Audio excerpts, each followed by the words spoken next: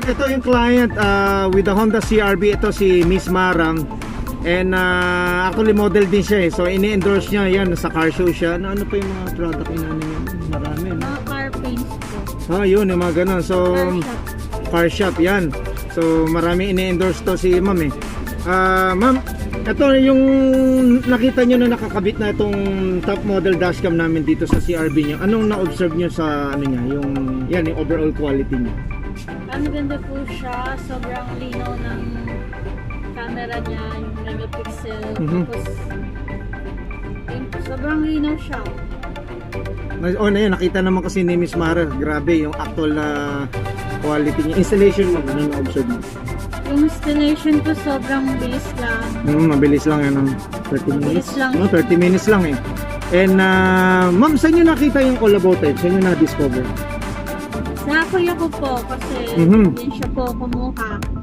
Okay. Sa kanila din siya kumuha. Oh, nice. Yung si Sir Arvin, yung kapatid niya, former client ng all about type. Yan. Again, ito si Miss Maram.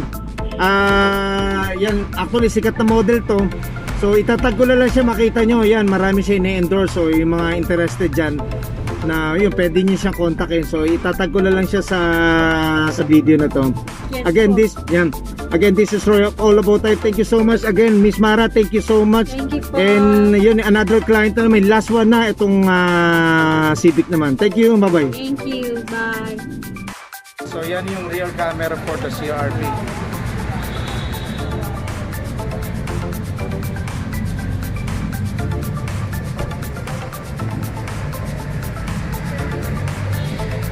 Ganda ng ano nyo, manipela nyo, pink. Alright, so power back install and our top model dashcam, top of the line dashcam namin.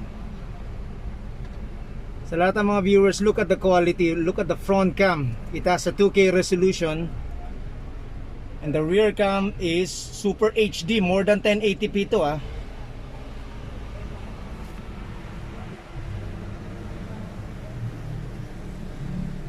The best home service installation, or the best installation of rear view mirror dashcam you will see.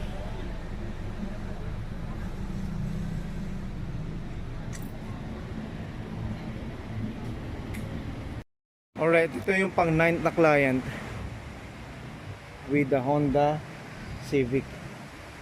So yun ang rear camera. And yun, inaayos na lang yung front cam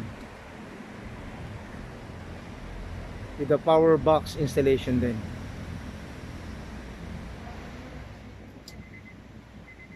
So nandito naman kami ngayon